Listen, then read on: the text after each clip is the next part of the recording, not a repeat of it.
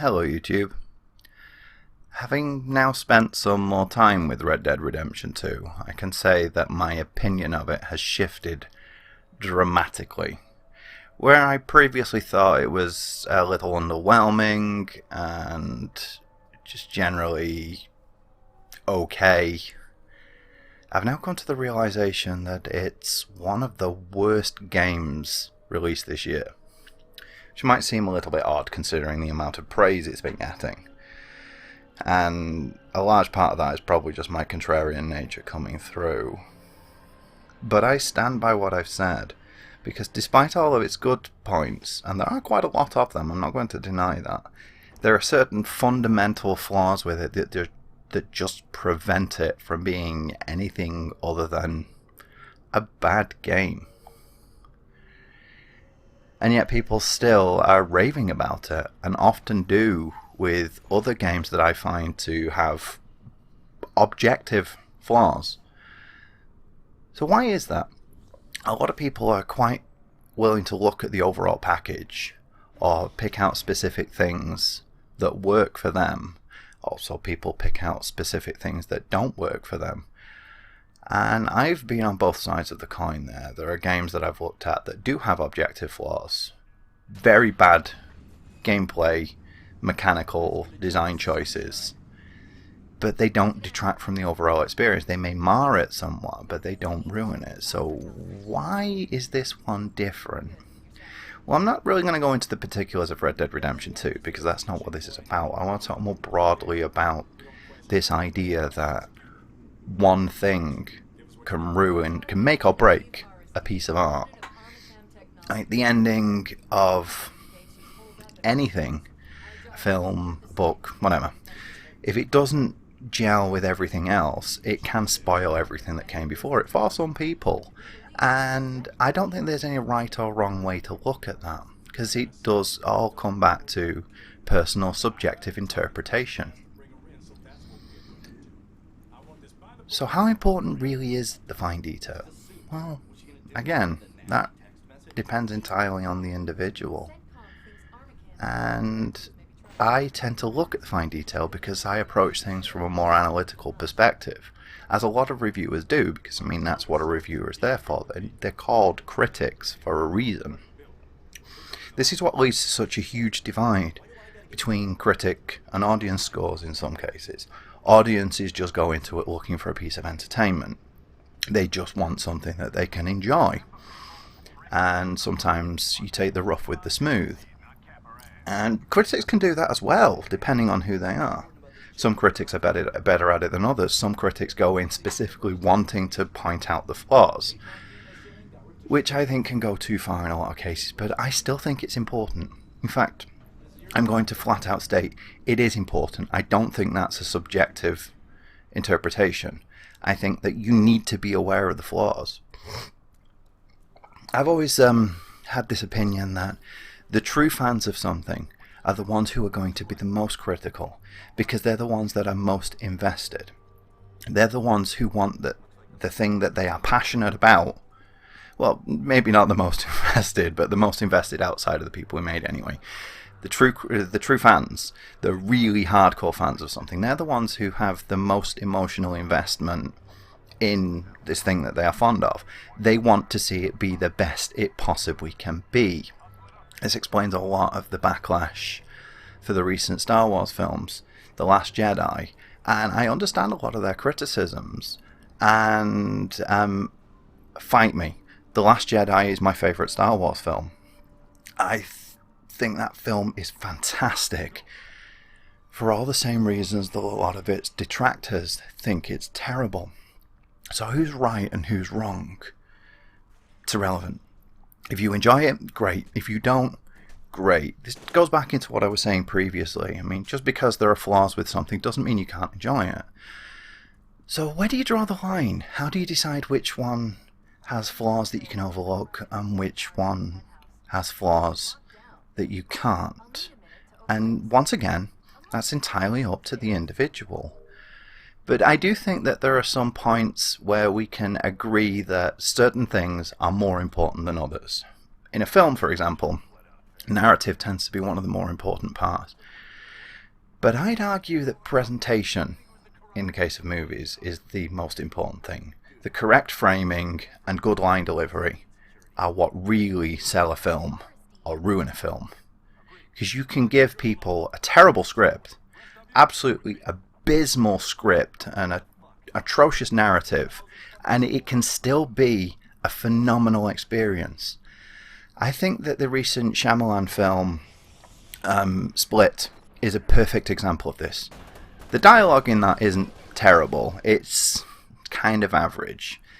The actual flow of events is so ridiculously insulting. It's full of supposedly intelligent people doing mind-numbingly stupid films.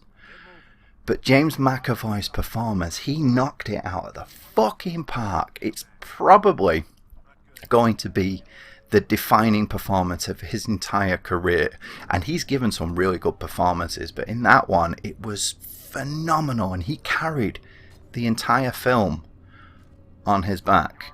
He made it such a joy to watch, despite all of its flaws. When it comes to video games, it's a little bit more muddy, because it depends on the type of game you're going for. If it's a very heavily narrative-driven game, like a visual novel, for example, then obviously the writing is going to be the most important part. Probably. Or the sense of agency, depending on who you talk to, because some people are very firmly in the camp that visual novels should have lots of branching choices. I'm less impressed by that.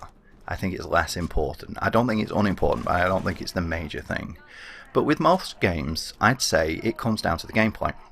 It doesn't matter how good a world is. It doesn't matter how good a story is. It doesn't matter how good the events are. It doesn't matter how much there is to do. If the gameplay is flawed, if the gameplay is broken in any discernible way, then you can't really enjoy the experience. It becomes a chore to play through. There's a chap on YouTube I watch sometimes, Arcada, Glass Reflection. He does reviews of anime, and he came up with an analogy that I think so perfectly encapsulates what I mean.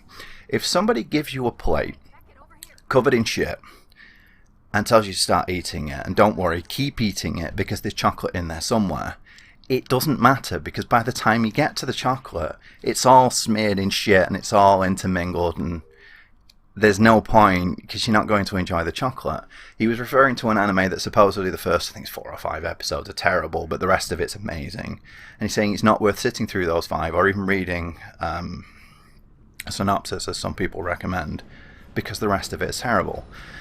I think applying that to video games with gameplay mechanics, if, I don't know, let's say if a game's designed where the forward button makes you move in a random direction at all times, for no discernible reason, if it doesn't add anything to the plot, if it doesn't add anything to the game, then it just becomes a chore to play, because you never know what's going to happen. It's a very extreme example, I know, but that was actually used in the game Beyond Good and Evil. During certain sections, your controls are reversed, but it was significant to what was happening at the time, because the character, Jade, she was being fucked with telepathically or psychologically in some way, so she didn't have full control of what she was doing anymore. In situations like that, it works. It helps reinforce what they're going for.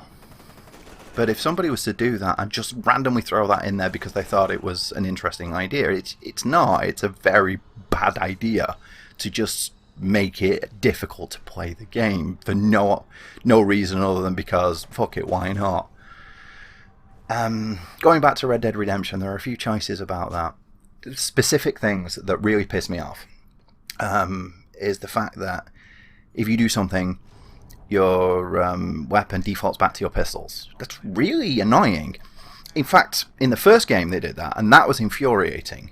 Now that they've done it again in the second one, that's just downright fucking insulting. I don't understand how something like that can get past quality assurance. Another problem that game has is that every time you go to camp, and often when you reload the game, your long weapons have been stripped away from you and you have to re-equip them. And you can only re-equip them when you're at your horse.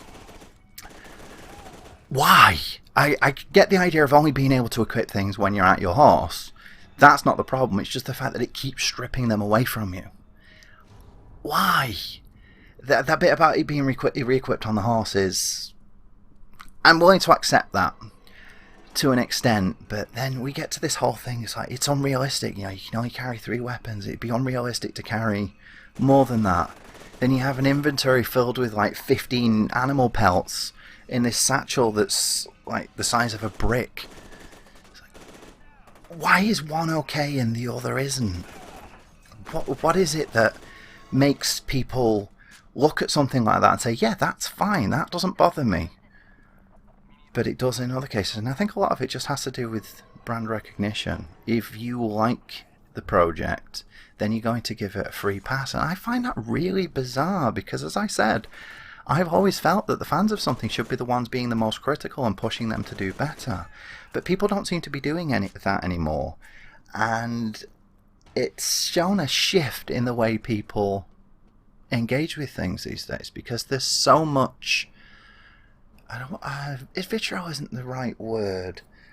There's so much... Well, we'll go with passion. There's so much passion everywhere that people feel the need to latch onto something to belong. They want this sense of belonging, and I think that's having a negative impact on art as a whole. In fact, I think that's having a very negative impact on the entirety of society, at least in the West. I can't speak for the East because I'm not familiar with it. I don't live there. I only have an outsider's perspective. And it's really disappointing for me that people will blindly hate or support something just because they like it. I don't think that's helpful for anybody. You don't have to hate something or even dislike something just because it has problems.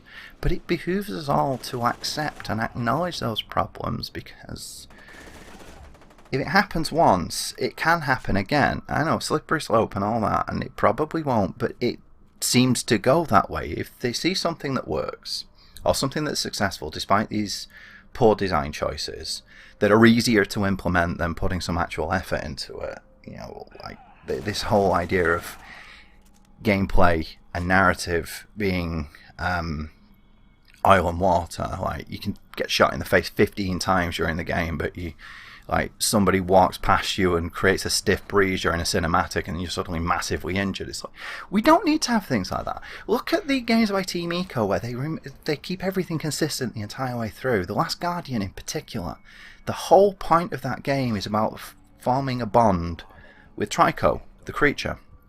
And if you don't approach him like a living creature and encourage him and reinforce this bond you have, he's not going to do what you want. And that pisses a lot of people off. Rightly so. I don't think there's anything wrong with them doing that. But if you do take the time to engage with it, you'll have a much better experience. It's about as close as I'd come to ever saying that if you don't take the time to actually get invested in Trico, then you are playing the game wrong. Or at least you're not playing the game as intended, would be more accurate. You see, there's a point in that where they actually show this bond forming between the two of them, or they show that it has it's progressed to a new level. Whereas a lot of games and other media will give us exposition, or will give us a moment where we're supposed to just buy that this has happened. They show it through gameplay. You frequently come across these mirrors that Trico is scared of. He won't progress past them. You have to dispose of them. And you come to this area where there's a thing you need to jump through, or he needs to jump through. But there are 2 guys with those mirrors, so you get off, you climb down, you climb around, you go, you knock them down. You've done it before. But this time you get there and you're suddenly swamped by enemies. You make it up to the edge, you disable one of them, you knock the shield out of his hands, and then you get grabbed and you're like, well, there's no way I'm going to do this, I'm going to have to start all over again, I must have done something wrong. And they start carrying you away, and you know at that point that you fucked up. You did something wrong, because the game has constantly reinforced this dynamic that you have to do this to help Trico. And then just as you're about to give up and restart, he launches himself forward through the other guy with a shield and just wrecks their shit. Because by that point in the game, you've actually seen this relationship develop, and you now are firmly shown through the game itself, through the mechanics of the game, that Trico now cares more about the boy, about you, than he does about his own fear. Other games will have The Last of Us, for example, where we've spent a long time with Ellie by this point, and as players we've probably gone very attached to her. But we've never seen any instances of Joel growing attached to her. In fact, he's very consistently throughout most of the game said that he wants to take her to Tommy, get her off his hands, and just get on with his life. And he says that right up to the point where he suddenly changes his mind and says to take her with him. And we get the feeling that there's been a lot happen off screen that we haven't seen. And that's a problem, because they could have showed that, but they didn't. They just relied on the fact that we were invested to show that he was invested. So where does that leave us? There's nothing wrong with having a problem with a game and still liking it. There's nothing wrong with seeing that a game has great things and disliking it. It all depends on your personal opinion, but I think it's important for all of us to step back a little bit, look at the big picture and look at the fine details and see how they play off each other.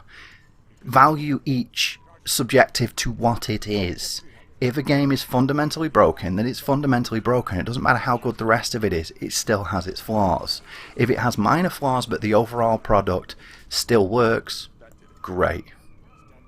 And we can all do that, and I think we should all do that, because we'll make art as a whole, and video games in particular, better for it. And that's pretty much all I have to say right now, so thank you for listening.